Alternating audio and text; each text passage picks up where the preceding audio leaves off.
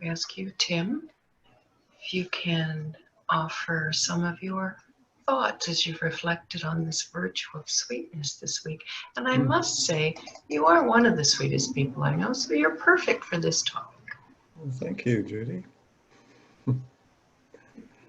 When I was prepping for this evening, I was, of course, reflecting on sweetness, and one of the things that came to mind is what an indelible imprint it leaves on us. Like when you meet a sweet person, they stick in your mind. And so when, I guess it's probably one of the easiest, for me anyway, it's one of the easiest things to recognize. But possibly one of the slipperiest to define, like, what is it exactly? And we can come up with qualities as we have here and we've shown, but how did they get like that? And if I were to ask the question to myself, it was like, if I were going to become sweeter, where would I start? Like, what would I, because sweetness itself, it can't exist on its own. It's like, okay, I'm going to be sweeter, but there's no set path, so to speak, to follow to become sweeter. So I think sweetness is built on other things. And so of course I went for a definition too, because that's always kind of could be a building block. And I went to this thing on the internet called Quora. And it says, they said, when a person is kind without expecting anything in return, which is, it's true, it could be that, but I thought that was kind of limited. But they went on to, and the second definition for that was, a sweet spirit has virtues of pureness, kind, loving, self-sacrificing, which we might have to discuss, giving, charitable, decency, and honorable. I thought that was pretty good description. And I also thought that when we're in the company of sweetness, we feel sweeter. I do. When you're around it, you want to. So for your example, if you're playing with a child, and they can be very sweet. You want to be sweet like them, and you treat them sweetly. And it kind of brings that out in yourself. So yeah, those are just some of the things I was tossing around. Those are wonderful, Tim. I want to come back to the questions you asked. But maybe we'll hear from Terry first. So Terry, why don't you jump in and offer what your reflections are today? And as people know, we haven't talked about this, so it's kind of fun just to hear what each other's been thinking about, isn't it? So Terry, why don't you jump in and... Yeah, this one was a tough one for me because just like Tim, I thought, how on earth do you define sweetness?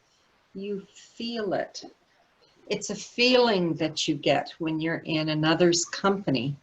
And what is it about that one? So like you said, Tim, children are often very sweet. And it's like they have a magnet. Your eyes automatically go to them. you can't stop looking at them because they're so sweet. It's like they're untouched by what's happening around them. And then I thought, okay, do I really know anyone that is like that? Well, not really, not all the time, but sometimes I think we're all really, really sweet. And and what makes that happen? And so I thought, well, the only way I can really think about it is I took all the virtues, and I thought, really, sweetness is kind of a compilation of use of all of the virtues all at once, right? So all of the virtues are present and are being used in the right way at the right time. And so sweetness has acceptance, appreciation, cheerfulness, cooperation, easiness, egolessness, humility, generosity, patience, politeness. But more than anything, I think, if a person is truly sweet, they're genuine. Mm. So those were some of the things that I was thinking, and we use the word sweet, I think, sometimes to describe things. You know, people will somebody will say something, and you'll say, "Oh, sweet," you know, because it just feels right. There's something about it that's right. So I think that if a person is sweet, they don't cause any sorrow, they cause joy. And I tried to compare sweetness and bitterness, but I didn't really want to go down that path. So I just thought, well, that is the antithesis of sweetness, would be bitterness. So that's pretty well where I got to. Wonderful. Tim, any comments? I heard you nodding. You heard me nodding. I heard you nodding. Well, one of the questions I wrote down just to stimulate discussion, or thought maybe, can one still be sweet and have some faults? Say, such as anger or greed or something of that nature. And what do you think?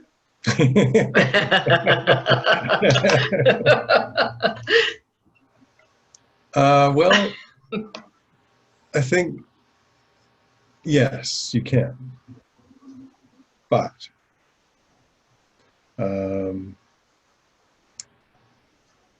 it would be limited sweetness. I mean, if there was too much, depends on the degree of the fault. Mm-hmm. And the nature of the fault? Well, probably the nature of the fault too, yeah. But for sure the degree of it, because I think you can be sweet. And I mean, let's say if it's anger, I mean, you're not angry all the time, hopefully. And so when you're not angry, you could very well be sweet. Mm-hmm. Great question. If it, yeah, so it's, Terry, what do you think? if you've absolutely dealt with your anger 100% and it's gone, then it's a no. It's easy to spot that sweetness. So I wonder if it really depends on the circumstance. So like you said, I can be really sweet with a child, or in certain ways, but then when my inner habits are kind of poked, when I'm poked by something, then I still have all this other stuff in me that I working on, but it does come out. Because I don't think there's anyone on the planet that's 100% anything really sweet or perfect or pure or whatever. But I wonder, like you say, I like the idea about degrees.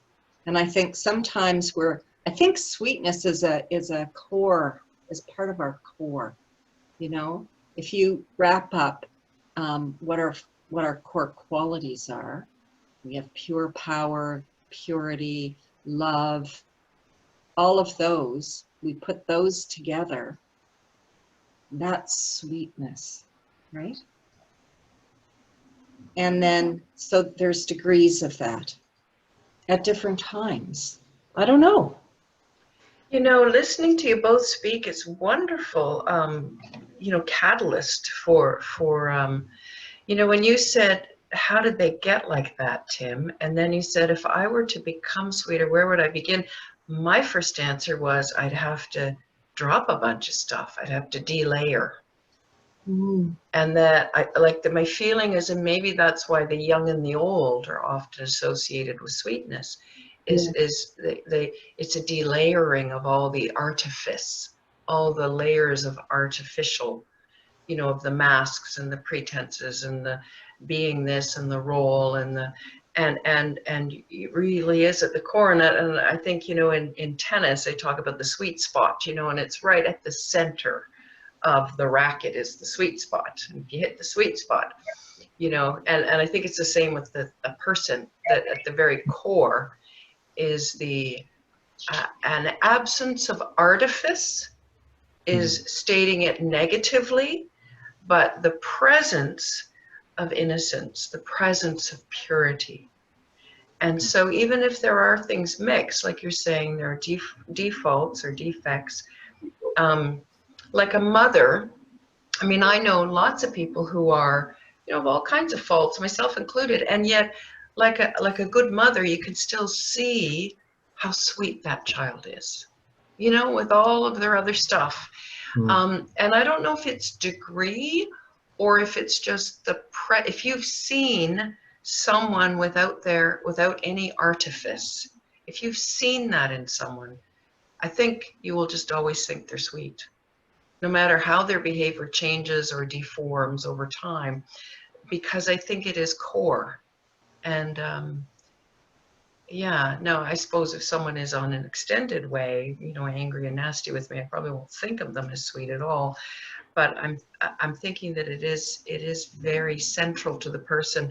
And the person that came to my mind when I thought of the most sweet person I know, I mean, lives here in Halifax, and you know, I'll know this person. She's a she, and I would say she's without guile. There is never any manipulation. There is never any ulterior motive. There is never any agenda. It is always so pure, so innocent, so true, so kind, and I would say sweet is the word. And yet, as an individual, very clear boundaries, not a doormat. Very clear boundaries, takes care of herself, takes care of her family, doesn't get walked over at all. And yet, it's the absence of guile. Like whenever she does something, you can feel the authenticity, the sincerity in it. I think sincerity is very connected as well to sweet. So even though a child might have a big reaction, it's such a sincere reaction. There's no manipulation in it. There's no guile. There's no pretense. It's just a straight up reaction. And even if it's a negative reaction or a temper tantrum or whatever, you can still look at them and go, oh, they're so sweet. They're having such a time, you know? So there's something about guile, which I think is pretense. So the artifice word comes to me when I think of how, if I wanted to be more sweet, where would I begin? I think I'd have to give up a bunch of bitterness and a bunch of cynicism and a bunch of all that. So I'd have to delayer somehow. That was the thought that came to me. I guess that's why children are right off the bat. They haven't built up any layers, right? Right. So Right. they get the first prize. Yeah. for sweetness. Yeah. And then as we tend to get older, although it's not true for everybody, but we start to realize, well, I don't have to hold on to this anymore, whatever that is. And I think Terry said it quite well too. That's that genuineness. One thing when you were talking was that came up for me was this naturalness, just a natural way of being. And that's so refreshing to see and to aspire to, I guess, or not even to aspire to, but it almost kind of reminds you of a way that feels so good. It's just like, I want to be like that. I probably was like that. That's why I feel like that. That naturalness, just kind of natural way of being. So I think sometimes, I think you're right. It's a natural way of being. It's like somebody that is always helpful, trying to help you in the right way. You know, whenever you need something, that's the person that seems to be there to meet the need, and wanting nothing in return. But you know, when I think about the world, and Judy, often we do say that young children and older people are sweet, and they're sweet in different ways. And the old person, it's like they kind of go back to a childhood, to childlike, I guess, in a way. And because when I think of people in their prime, in jobs and in their careers and doing, you would never say those people are sweet necessarily, you know, but you think of a mother as being sweet. So it's about doing things for others as well, this sweetness. But Pure intention. The pure intention. In a way, isn't it? If not wanting anything in return. So exactly, that pure intention. And selfless was on Tim's list. Yeah. I think, was it Tim? Oh, that was one of the ones, yeah. Well, this was the definition that I looked up, and it was self-sacrificing. But I wasn't 100% comfortable with that.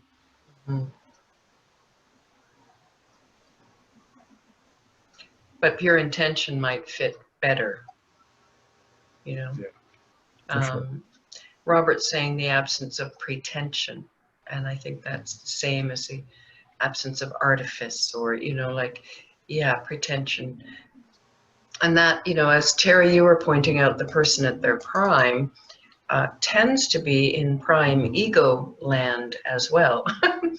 The maximum number of masks and striving to get ahead in whatever way one defines ahead in one's life, you know.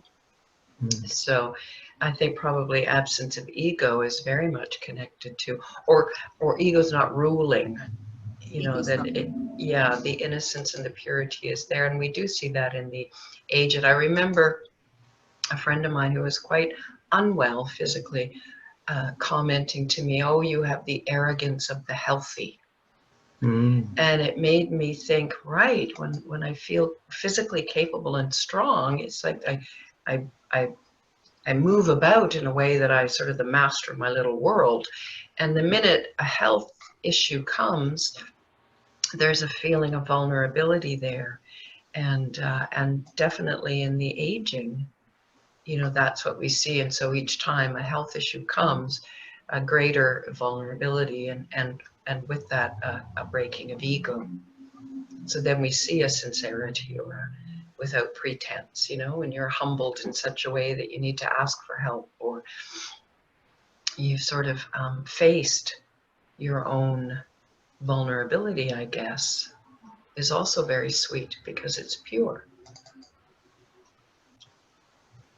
Mm.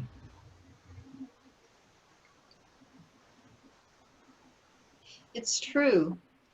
When I think of like a child is vulnerable. And so a child's sweetness and vulnerability, you gravitate to that. Same with the aged, because they're vulnerable, and so you're there to help. And some are sweet and some not so. But yeah. Yeah, this is a very deep topic. I like, Because, sorry, go ahead. go ahead, because it goes beyond, I think it goes beyond the outside. It's from the inside out Mm. Mm. that it comes. Tim, go Which ahead. is what you described earlier, was it's like a feeling. And it's often, people who are sweet don't have to say anything. You can feel it, you know it. And That's right. so that's where the feeling part comes in. And it's like, you recognize it, and it's very hard to put a finger on exactly what is it about them. You'll find out if you know them long enough. You'll see examples of it, but you can recognize it before it actually comes out in words or actions.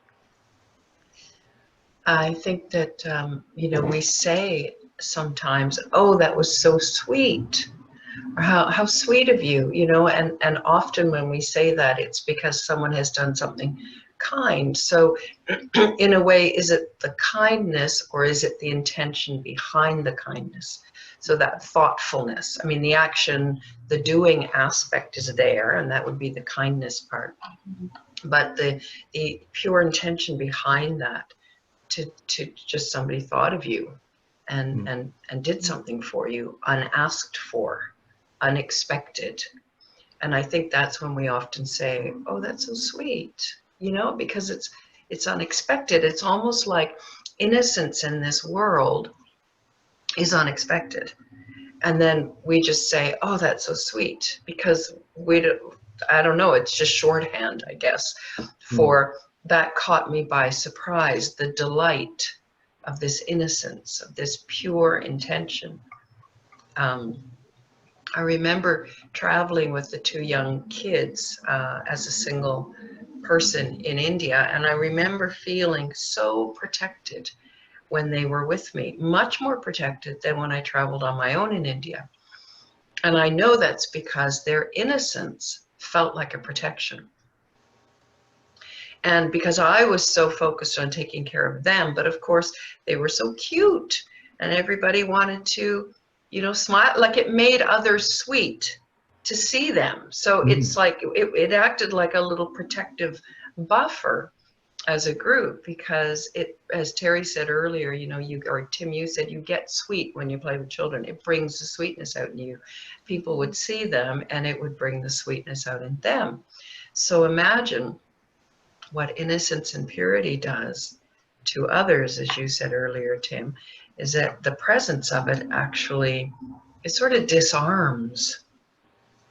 So you think of a world where violence rules and, aggression, you up the ante, someone gets aggressive, and then you up the ante, instead of somebody was aggressive and you met that with sweetness, it would be the most amazing disarmament. And more effective than the escalation. I remember you telling a story one time, Judy, about a woman who was waiting for a bus. I think it was a bus. And it was a cold night, and it wasn't a good part of town. And there were young men coming towards her, sauntering, and they were loud and whatnot. And one of them turned to her and said, "What are you looking at?" And she said, I was just standing here thinking, my goodness, he doesn't have a coat on. He must be cold. And that completely took them by surprise. And so they came over to her and they talked to her, and they kind of waited with her for the bus so that she would be safe. You Nice. know, so that was the example of, you know, sweetness disarms others and makes them gravitate to you. That's beautiful, Tara. Yes, I do remember telling that story. I had that experience in Cusco in Peru. I was traveling on my own from Bolivia to Peru back in the mid 80s. And I wanted to go see Machu Picchu. And I was maybe 24 years old, young woman. And it's not really a safe place. And the train to get there, it leaves at, 5 in the morning. Of course, it's pitch black. You have to get from your little, youth hostel there, whatever. I remember standing in the middle of this place and feeling, oh, I don't think this is really, I didn't think it was unsafe, but I was aware that it was. I mean, the train station's typically not in a good part of town, and it wasn't. And all of a sudden, I felt a presence around me, and like a protective presence. And I looked, and there were these 3 young men standing around me like guards. And I guess I needed that, but I didn't know that. They were from Argentina. They spoke fluent Spanish. They knew the vibe, maybe better than me. But in that moment, I realized, it was actually later, I realized that my innocence had protected me. Oddly enough, these 3 showed up, they stood around me, and we ended up traveling together for a week. They were like brothers to me. They were so sweet, really lovely young men. But I've seen that happen often when people are innocent. It's almost like the drama of life protects them. Yeah. Like you're saying about the magnet, it draws people for some reason. And I feel that in myself when I see somebody sweet, the instant response is a desire to protect because it's precious. Yeah. I have a friend who traveled all through India extensively. And he was in his mid-teens, like quite young. And he didn't state it exactly that way, but that's what it was. That's what protected him, was this complete innocence. I mean, he looked like a baby anyway. And yeah, he successfully traveled under this, I think, this protection of innocence and sweetness that he had. Very interesting. You see people like that who are so sweet that even in a tense situation, their energy changes things. Yeah. Because they treat people with that innocence and guilelessness, and before you know it, the people who you might have thought were cranky or grumpy or aggressive or whatever are ever so kind. It's really quite a powerful it's power. It's a power. It's a spiritual power in a way, this virtue.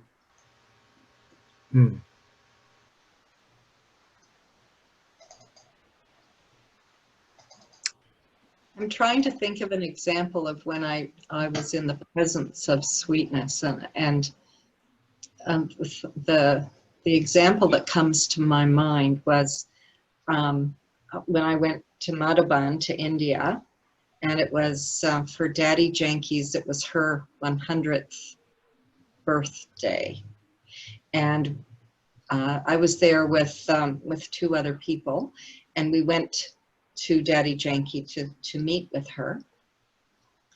She didn't say hardly anything. We were with her about 10 minutes. And it's like I had no need to say anything. She held my hand and rubbed my fingers, and it's like I melted. Do you know? I mean, she was just so sweet and loving, and her eyes, you could fall into her eyes.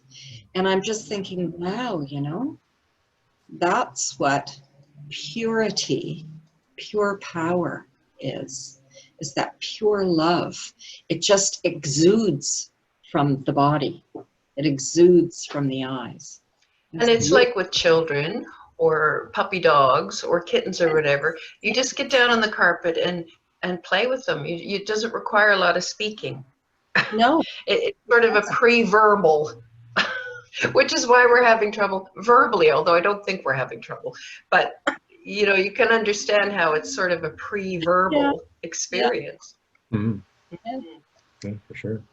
Deb and David are asking a question of what are the manners of a sweet person? Yes. That's a good question.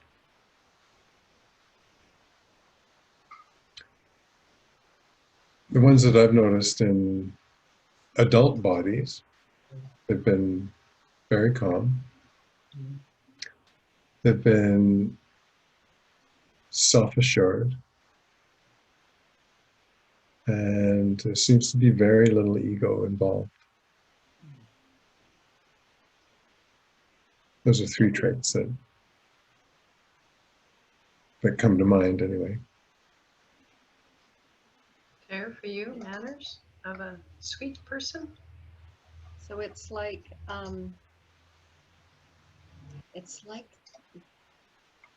calm. Calm is a great word, but it's like they're not fast, you know. It's like they flow.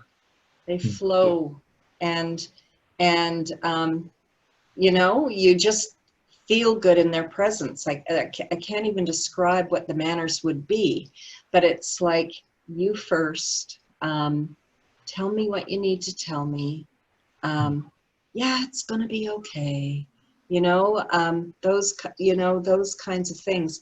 But it's so genuine and so honest and based in wisdom often, that you just trust it.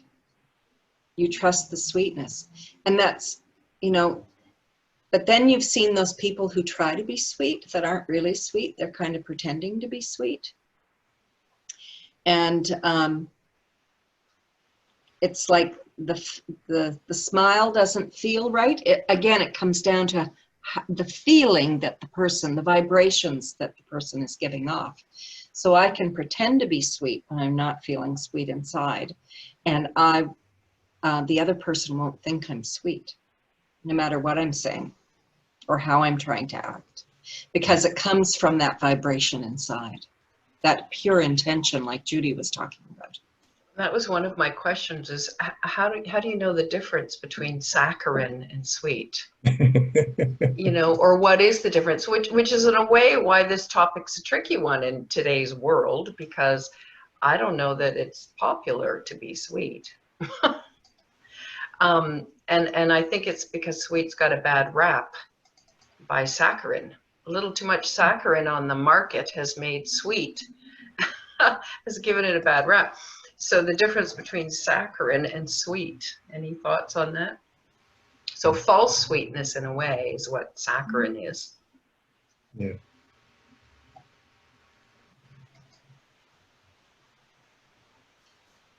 I can only describe it as too sweet. Yeah. Messes with your brain. Yeah, you just go, nah, there's something off here.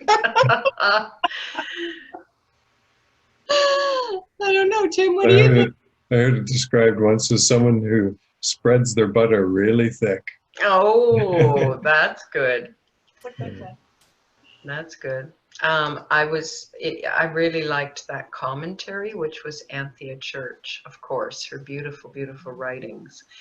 And I think the way she described it made sense to me, which was, I think she described, I'm not sure if she said lazy, but that was the impression I got, is that saccharin is when you land too quickly on the surface expression and then complement that. And it's a result of being too lazy to dig a little bit deeper to find where the true sweetness is. And so I felt like saccharin was superficial, and that in fact, sweetness lies at the core, as we were saying earlier, it lies deeper. I've got the book right here. What did she say, Tim? She says, false sweetness is saying that something is good when you haven't taken, excuse me, when you haven't taken time to really find out what it is. And so have lazily hit on something obvious to comment on. That feels right, doesn't it? Yeah. Lazily hit on something obvious. Yeah. And real sweetness, so she ends that paragraph by, real sweetness feeds only on reality. Wow. And our assumption that everybody is sweet at the core. Yeah. You know, so you haven't dug deep enough. If you're not seeing someone's sweetness, it's because you haven't dug deep enough. And if you're not seeing your own sweetness, it's because you haven't gone beneath the layers of artifice, the layers of masks that we all wear for protection, you know, that we've all worn for reasons, not because we wanted to abandon sweetness, but because we felt we needed them. So chat box people, I know we've had a few chat box comments coming in as we went along the way, which is really, really nice. And I'm just wondering if there are any other chat box, either questions or comments on this topic. Is sweetness something you want? After hearing it's so lovely, described so well. It took a Really? lot of words to do that, didn't It it? took a lot of words to get underneath all of the words to the pre-verbal sweet. Oh well, that's our state. Yeah. So any chat box comments, please feel free. Any other questions that come to mind for the two of you? Tim, those are great questions. Can I still be sweet and have faults? I think so, yes. How do we get to be sweet?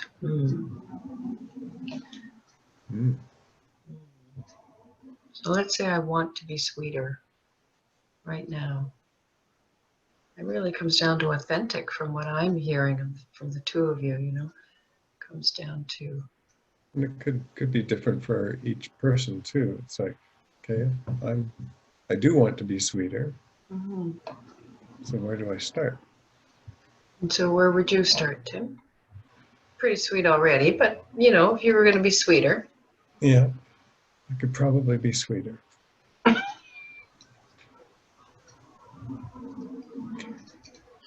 I guess I would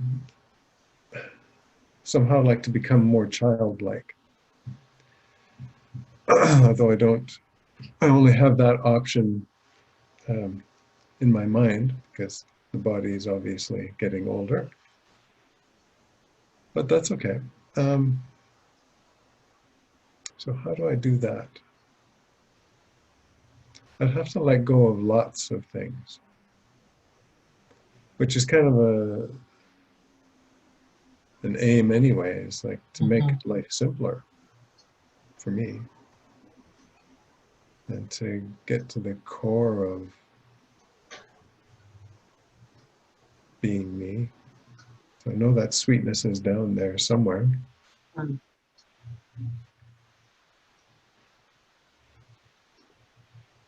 I'm not exactly sure how to become more childlike. It's interesting exploration. Okay, Tara, where would you start? Well, you talked about delayering, and I think that's part of it. But what you said, Tim, really intrigued me. How do you become childlike? So what is childlike? Like, kids are spontaneous, right? They have no social barriers, right? They you know, if they're happy, you see they're happy. And if they want to run, they run. If they want to dance, they dance. Well, we have this sort of social norm that an adult doesn't act like that, right? And the only time you really act like that is when you're with a little child. And so, so wouldn't it be wonderful to not have that, right? Be able to just be free and express all of that joy that we have within us. That would be very sweet. But Very there's nice. something that always holds us back. A clamp there, yeah. So expressing joy is your way to be sweeter. That's really lovely. Yeah. And Me, people are completely crazy, right? If we did those things. well, I suppose that's the catch, isn't it? Feeling like people are going to think you're crazy is where that social thing comes in, isn't it? Where we cover our mouth when we laugh instead of just, you know. So I was at Superstore one day with a friend, and the two of us were just filled with fun. And so there were hula hoops there, and we tried to hula hoop. And oh my goodness. Yeah. So it's things like that. I'm sure if people had walked by, they'd have thought, what are those two doing? Playfulness, spontaneity, and playful. Yeah. Yeah, Playful. it's fantastic. Yeah. That's really good. Maybe they were looking at you thinking, I wish I could do that. Yeah, maybe. All right, Debbie Castle, she had to get it in, and thank you for reminding us because we didn't use the word maple syrup this evening, and we had so intended to. So here we are. Here's the question. Can a Canadian be sweet without having maple syrup in their tea in the afternoon? There, we've said the maple syrup word. I don't think it's possible, Deb. No, I don't think it's possible for anyone to be sweet if they're not a regular consumer of maple syrup. There. As is our Debbie Castle. So therefore, she Yeah. is sweet. She's sweet. She's pretty sweet. Yeah. Sweet. I'm pretty sure she's sweet even without the maple syrup. I don't think so. No, no, no. It's only No? the maple syrup that does it for her. Oh, okay. Yeah, she is. Of course she is. Syrup Super is a sweet. virtue. It's a wonderful virtue. All right. Okay, good answers. Thanks, Deb. Yeah, good. Good answers. She's going to take our answers. That's great. Okay, for anyone else, a chat box, and then I think we will we'll have a little meditation from Tim to end. I think. Yeah. So we've got everyone there, bouncing in and out of the chat box. I can't get it to just be on the side. Sorry about that. So everyone take a moment and reflect on what you've heard this evening before we go into our closing brief meditation, and think about the question that Tim asked. If I were to become sweeter, where would I begin? And so just based on the thoughts you've been having as you listen, and based on anything that you've heard here tonight, type into the chat box, where would you begin if you wanted to be sweeter? And let's see what stands out for all of you as a result of our conversation this evening.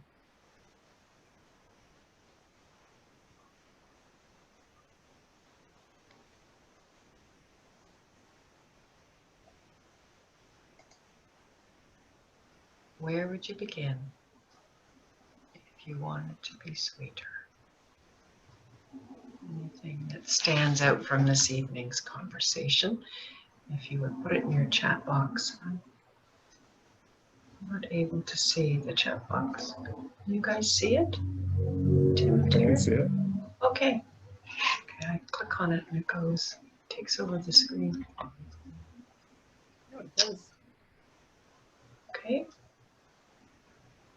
All right, then team, if you would like to take that with you quietly. you can. And maybe I'll make just an announcement about next week before we do our final meditation. Is that okay, Tim? And then we'll Yes. end on the meditation. Nice way to end. So those that are on the mailing list would have received all the program update, and it's on the website. So the format for the next Monday, so it's the same Zoom link, so you can come back if you'd like, same timing. And what we're going to do is take up a theme each week that we sort of generated by our friends and family members who are dealing with things right now. And we just thought, let's gather up a bunch of themes that we think seem relevant to our friends and family. So I think it'll be less of a conversation. It'll be more of a somebody will offer a few thoughts for 20 minutes. And then depending on the size of the group, if it's this size like tonight, I think we probably could have a conversation. Not everybody wants to have a conversation on Monday night. Some are really happy just to be listening and learning and then taking that away with them. And I know some would like more of a conversation. So it's tricky depending on the numbers and how well we know everyone as well. But that's our format going to be for Monday night. So wonderful experience with all of the virtues. I've learned a lot this summer with the virtues. Thank you all for coming. And put a plug in for Peace Halifax. I think you all know it's on September 19th. So pump it on the Facebook, share it as widely as you can. So we get good numbers. Now that we're on Zoom, we'll be able to do 1,000. So we'll have tons, and we'll have the concert, live concert, and all kinds of good stuff on Peace Halifax Day itself, September 19th. So on that note, if there are any questions, feel free. And if not, over to Tim for a little meditation to end the evening.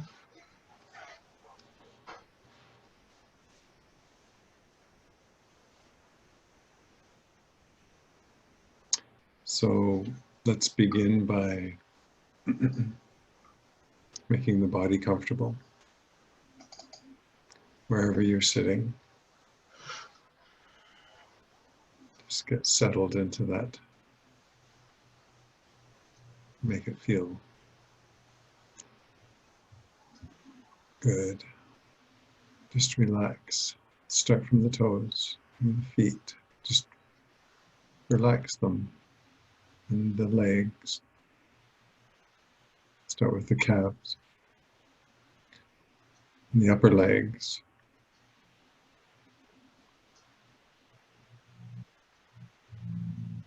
And relax the back. You're still sitting upright, but there's no tension in the abdomen. And the arms.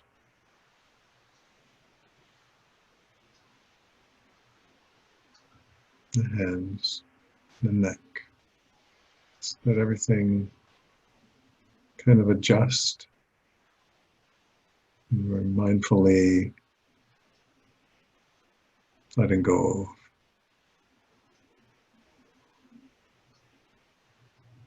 of tension and all the muscles in the head, in the face.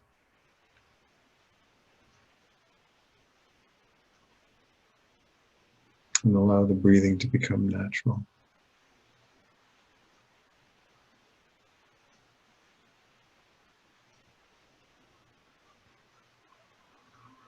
And think of the self. So when I say the self, I'm talking about the spirit, the soul. Think about the self as a point of light, radiant light, just like a little tiny star, situated right in the forehead, behind the third eye.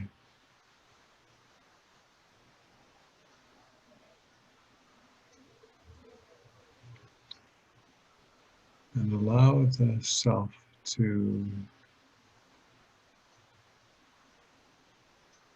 let go of all the thoughts of today, all the tensions of today.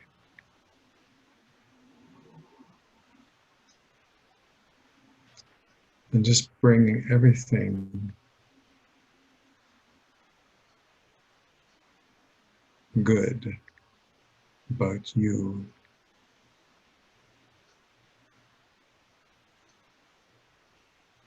into your awareness.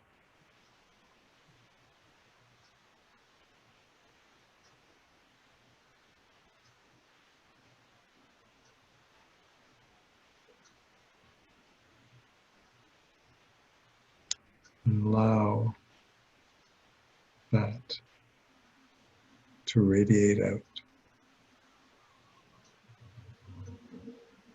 into the world.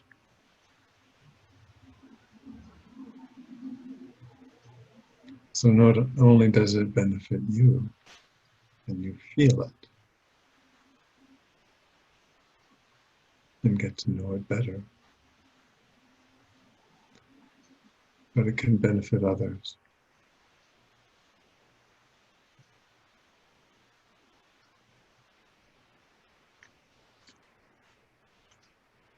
Just allow that power of quietness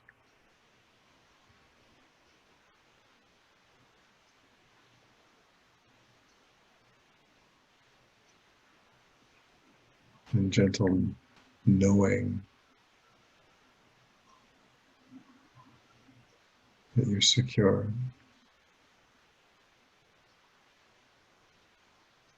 in being whoever you are at this moment in time.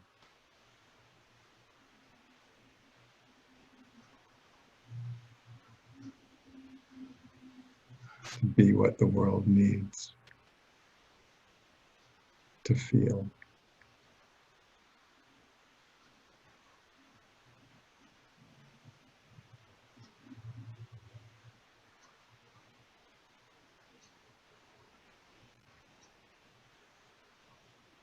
And now turning the mind up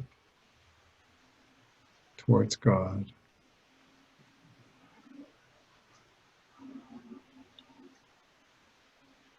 Allow yourself to fill up even more on those good qualities that you have.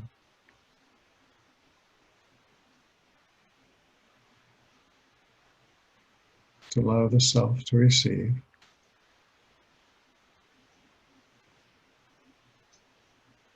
Open the heart.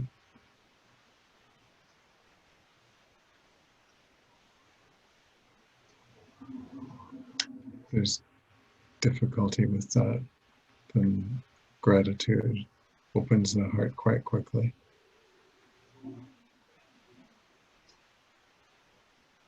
And absorb.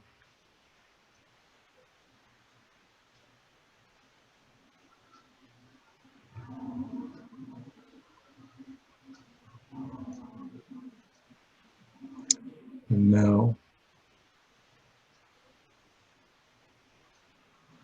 very gently and slowly bring myself back into the awareness of where I'm sitting, where I am.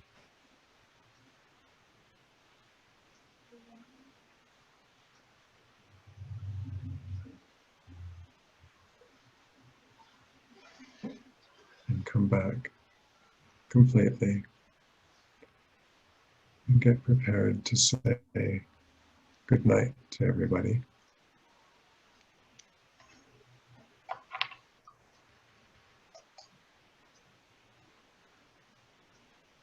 Thank you, Tim. Feel free to open your mics and say good night. Good night, everyone. Good night, all. Good night. Om Shanti. Om Shanti. Good night, everyone. You're welcome, Maylin. See you next time.